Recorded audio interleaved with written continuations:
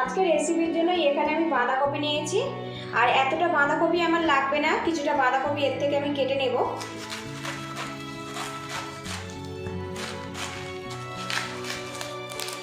আর বন্ধুরা, আপনারা কিন্তু বাঁধাকপিটা কম বেশি করে নেবেন। আমি এখানে অর্ধেকটা বাঁধাকপি নিয়েছি।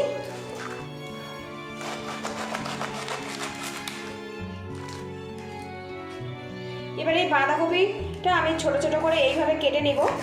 যতটা সম্ভব এটা ছোট ছোট করে কুচিয়ে নিতে হবে।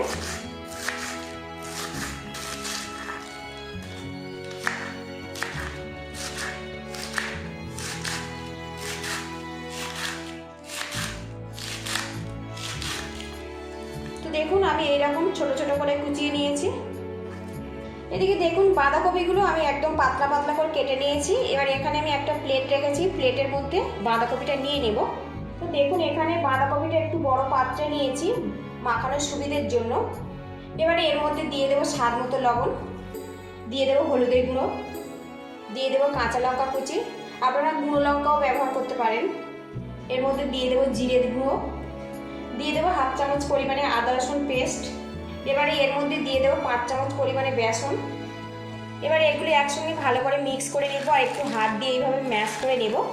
আর এখানে আমি আদা রসুনের পেস্ট ব্যবহার করেছি, আপনারা চাইলে কিন্তু রসুনটা বাদ দিতে পারেন, নিরামিষভাবেও কিন্তু এই রেসিপিটা বানাতে পারেন। এইভাবে হাত দিয়ে একটু ম্যাশ করে নেব, তাহলে বাঁধাকপিটা খুব সহজে নরম হয়ে যাবে। এদিকে দেখুন, বাঁধাকপিটা আমি ম্যাশ করে নিয়েছি, আর এখানে বাঁধাকপির পরিমাণ অনুযায়ী বেসনটা অ্যাড করতে হবে, খুব বেশি কিন্তু বেসনটা দেবেন না। তো সুন্দর করে এখানে কিন্তু আমি বাঁধাকপি আর বেসনটা দিয়ে ভালো করে মাখিয়ে নিয়েছি। এবার একটা পাত্র দিয়ে ঢেকে রাখবো 10 মিনিটের জন্য, এতে বাঁধাকপিটা বেশ নরম হয়ে যাবে। ঢাকনাটা খুলে নেব। আর এদিকে দেখুন, বাঁধাকপিটা কিন্তু বেশ নরম হয়ে গেছে। হাত দিয়ে আরও কিছুক্ষণ এটা ম্যাশ করে নেব। তো দেখুন, বাঁধাকপি আর বেসনের মিশ্রণটা কিন্তু একদম সুন্দরভাবে আমার রেডি হয়ে গেছে। আর এইভাবে কিন্তু শুকনো শুকনো করে রেডি করে নিতে হবে। এদিকে প্যানটা গরম করে নিয়েছি, আর এর মধ্যে দিয়ে দেবো 1 চামচ পরিমাণে সাদা তেল। তেলটা প্যানের গায়ে ভালো করে লাগিয়ে নেব। এবারে এর মধ্যে বেসন আর বাঁধাকপির মিশ্রণটা দিয়ে দেব।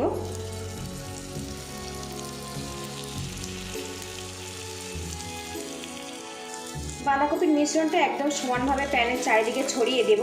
আর এই মিশ্রণটা কিন্তু খুব বেশি পাতলা করবেন না, একটু মিডিয়াম থিকনেসে এটা রাখবেন, তাহলে কিন্তু পারফেক্টভাবে রেডি হবে। এইভাবে আমি ছড়িয়ে দেব। এবার একটা পাত্র দিয়ে ঢেকে রাখবো, আর এই সময় গ্যাস রেটটা একদম লো টু মিডিয়ামে রাখতে হবে। এইভাবে আমি 5 মিনিট রেখে দেব। এবার আমি ঢাকনাটা তুলবো। আর এদিকে দেখুন, মিশ্রণটা কিন্তু বেশ শক্ত হয়ে গেছে, তার মানে নিচের পোস্টারটা কিন্তু সুন্দরভাবে রেডি হয়ে গেছে। এবার এটা আমি উল্টে দেব। তো দেখুন, এখানে আমি একটা ছোট সাইজের প্লেট নিয়েছি, প্লেটটা এর মধ্যে আমি দিয়ে দেব।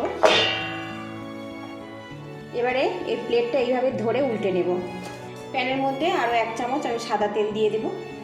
এবারে দেখুন, একটা পোর্শন কিন্তু হয়ে গেছে, আর কালারটা দেখুন কত সুন্দর হয়েছে, আর এখন কিন্তু খুব সুন্দর একটা গন্ধ বেরিয়েছে। এবার এটা আমি আলতো করে এই প্যানের মধ্যে দিয়ে দিলাম। আবারও 5 মিনিটের জন্য এইভাবে ঢেকে রাখবো। এবার আমি ঢাকনাটা তুলে নেব। আর এদিকে দেখুন, বেশ ভালো মতো কিন্তু বাঁধাকপি আর বেসনটা সেট হয়ে গেছে। এবার এটা আমি নামিয়ে নেব।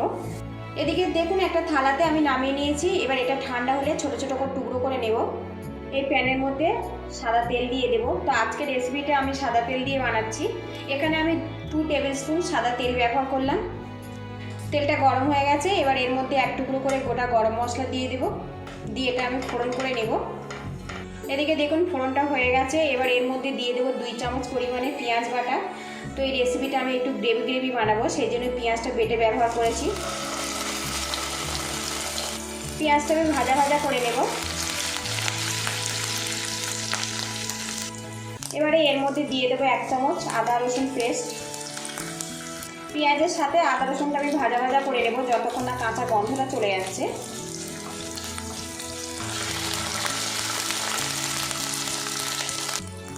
আদা রসুন পেঁয়াজটা আমি ভালো করে ভেজে নিয়েছি। এবার এর মধ্যে দিয়ে দেবো টমেটো কুচি। টমেটো আমি একটু নাড়াচাড়া করে নেব। সামান্য পরিমাণে লবণ দিয়ে দেবো, এতে টমেটোটা নরম হয়ে যাবে।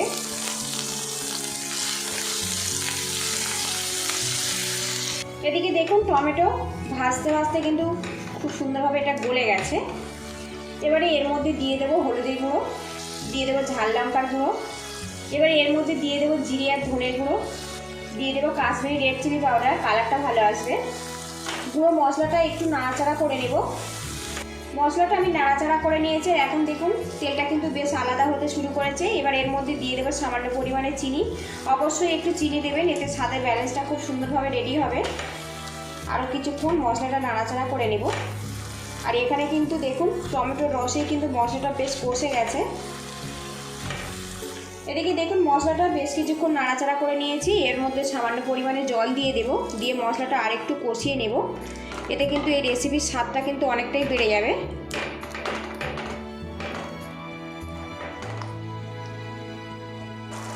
একটা পাত্র দিয়ে ঢেকে রাখবো 2 মিনিটের জন্য। এদিকে দেখুন বাঁধাকপির মিশ্রণটা কিন্তু বেশ সুন্দরভাবে ঠান্ডা হয়ে গেছে। আর এখন দেখুন কত সুন্দরভাবে এটা রেডি হয়ে গেছে। আপনারা এটা কিন্তু আরেকটু ভেজে প্রথম পাতে পরিবেশন করতে পারেন, এটাও কিন্তু খেতে খুবই ভালো লাগে। এখানে আমি একটা ছুরি নিয়েছি, ছুরি দিয়ে একটু ছোট ছোট স্লাইস করে কেটে নেব। আপনারা পছন্দ মতো এটা শেপ দিয়ে কেটে নেবেন।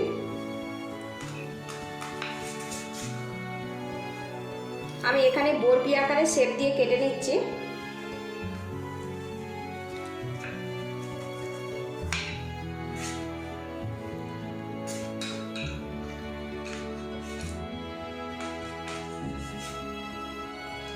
আর এখন কিন্তু বাঁধাকপির সুন্দর একটা গন্ধ বেরিয়েছে, তো আমি এইভাবে কিন্তু কেটে নেব ছোট ছোট করে টুকরো করে।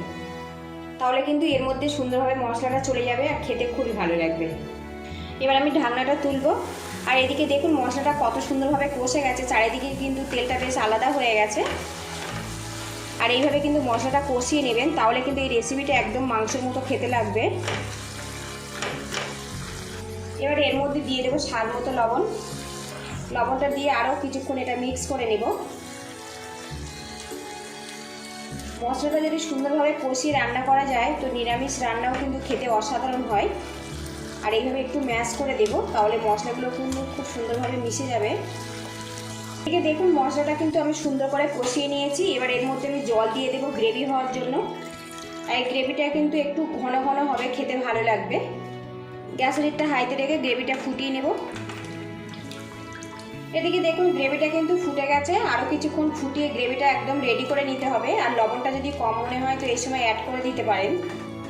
বেশ কিছুক্ষণ গ্রেভিটা আমি ফুটিয়ে নিয়েছি। এবারে এর মধ্যে দিয়ে দেবো বাঁধাকপির ধোকাগুলো। আর বন্ধুরা ভিডিওটি ভালো লাগলে একটা লাইক দিয়ে দেবেন, আর চ্যানেলে নতুন হয়ে থাকলে চ্যানেলটিকে সাবস্ক্রাইব করার অনুরোধ রইল। সবশেষে এর মধ্যে দিয়ে দেবো গরম মশলার গুঁড়ো। গরম মশলাটা গুঁড়ো দিয়েছি, দিয়ে ভালো করে এটা মিক্স করে নেব। আর এই রেসিপিটা এখনও 2 মিনিটের জন্য আমি ফুটিয়ে নেব, তাহলে কিন্তু একদম পারফেক্টভাবে রেডি হয়ে যাবে। এদিকে দেখুন বাঁধাকপি আর বেসন দিয়ে দারুণ স্বাদের এই রেসিপিটা কিন্তু পুরোপুরি কমপ্লিট হয়ে গেছে। আর এখন কিন্তু তেলটা বেশ ভাসতে শুরু করেছে। এই অবস্থাতে কিন্তু গ্যাস লিডটা বন্ধ করে দেব। আর বন্ধুরা গ্রেভিটা দেখুন এইরকম অবস্থাতে নামাতে হবে ভাতের সাথে, তবে খেতে ভালো লাগবে। পুরো ভিডিওটি দেখার জন্য আপনাদের অসংখ্য ধন্যবাদ রইল। আপনারা ভালো থাকবেন, সুস্থ থাকবেন, দেখা হবে নেক্সট ভিডিওতে। আর এই রেসিপিটা আজকের আমি ডিনারে ভাতের সাথেই পরিবেশন করব।